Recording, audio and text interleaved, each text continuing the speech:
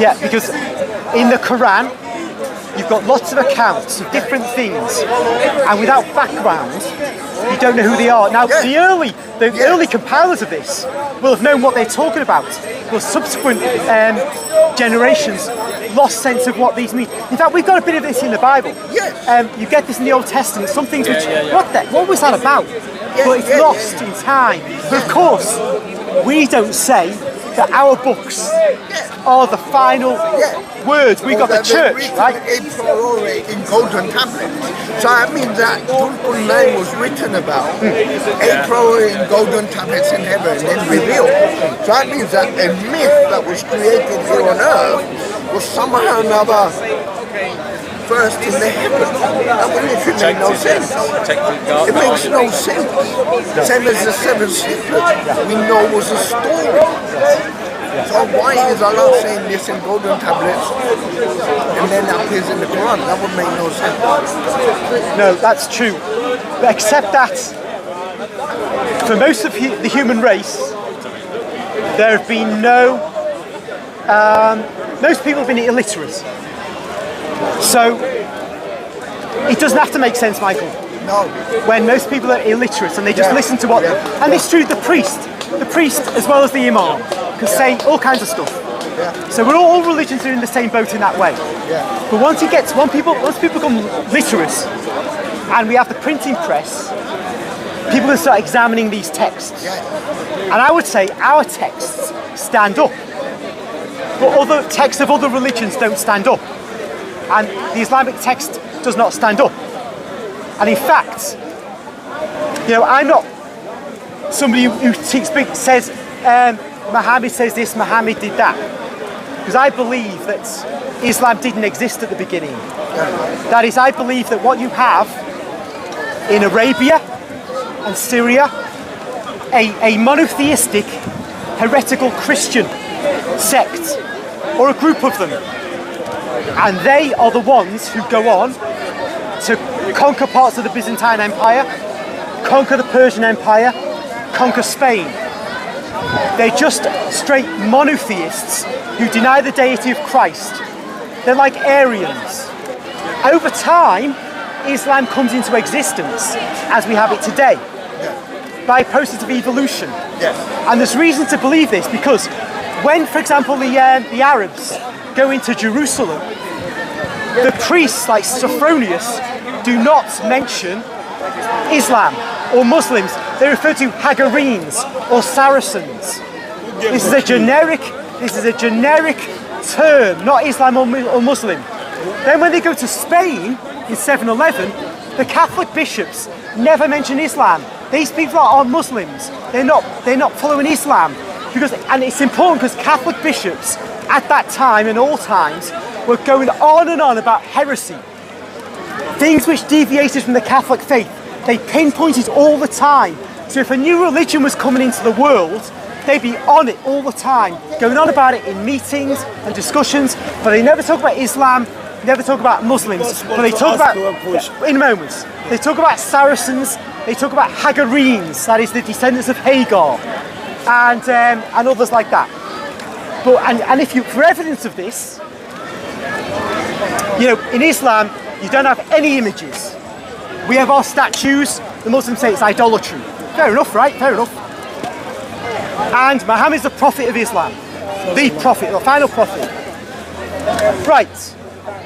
So, we have 4 rightly guided caliphs.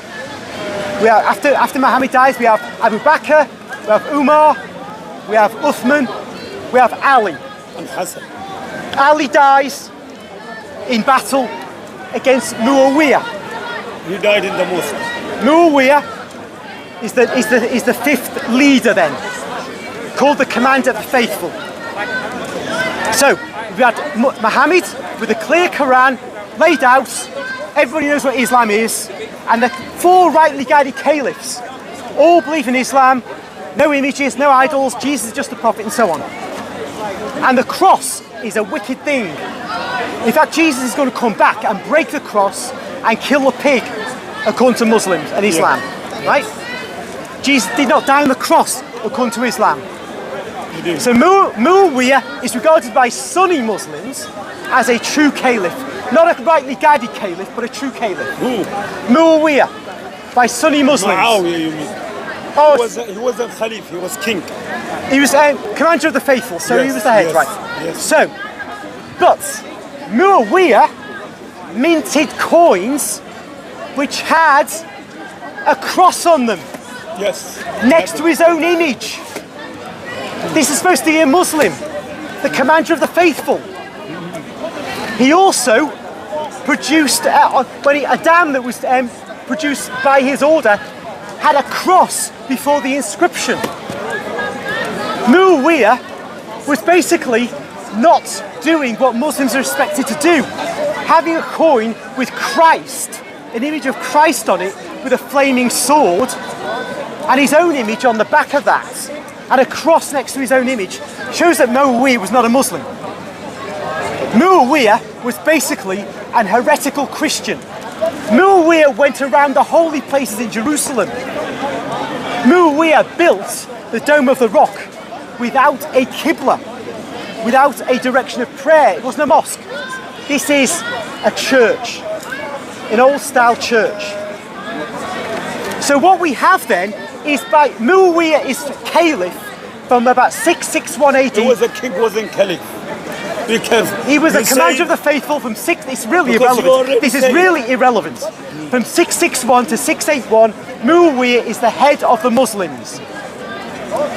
And he is rejecting the idea that images are unacceptable. He's affirming the cross and he's affirming Jesus Christ. He's basically a Christian heretic by our standards as Is it Catholics. possible to allow others? Therefore, well, hold on, this is my Yeah. patch, you know, Yeah, well, I in know, due but course. there's Now a then, time and an- obviously, there is a time, you're right. Yeah. No, but I'm on a talk right now. Yeah. Now then, if I'm right, and I'm clearly right from the archaeology, because the archaeology doesn't lie, traditions written by Muslims 200 years after the events can lie, especially when they're purely oral for 2 centuries, but the coins don't lie, the archaeology does not lie. Furthermore, the great Mecca is the focus for Muslims. The direction of prayer of all mosques in the world is to Mecca, right? Firstly, Well, it is. Firstly was what? Previously, Previously what? however, you find the earliest mosques, all the mosques until about 702 AD were directed to Petra.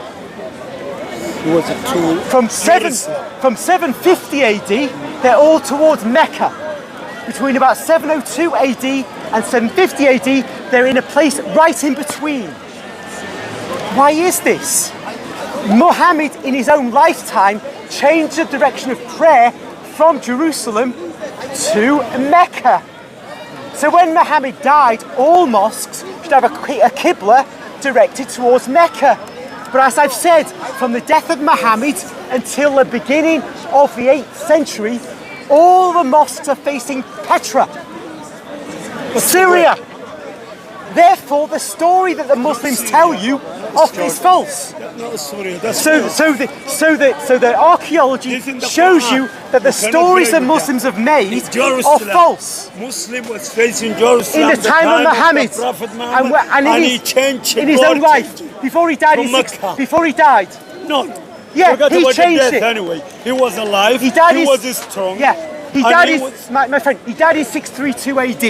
he was 63 years Yeah, old. in 632 Before AD. that, they changed Yes. the direction from So Jerusalem tell me to then. Mecca. Yeah, I know. So tell me then. Yeah. Why? Well, the Qiblas Yeah. of all the mosques Yeah. built after Muhammad died until 702 AD. Yeah. Aimed towards Petra, Which not mosque? Mecca. Which mosque? All mosques in Which the world. mosque? Which mosque? All mosques. Which mosque? The Kaaba is there, Mecca, Medina is there, Quba is there, the Syrian one in Damascus is there, All- Al-Abbasiyin, Damascus directed towards all Petra. the mosques was going All to the mosques. Mecca. Look, it's been looked at. All the mosques. No, all the mosques. no, you the cannot say Qiblas that. are directed Everyone towards knows Petra. this is- Now, given this archaeology, let me- we can let see me the say story of one Islam. word No, only. no, not yet, not yet. The But direction, because I let you for a intervene, long time but and you said you're going to allow it. in a minute, You got shortly. your argument, and you're So, talking about my religion. The archaeology I allow shows to that answer you. the Islamic story as given in the traditions is not in accordance with what the coins and the archaeological evidence shows. That means what we say as Christians, the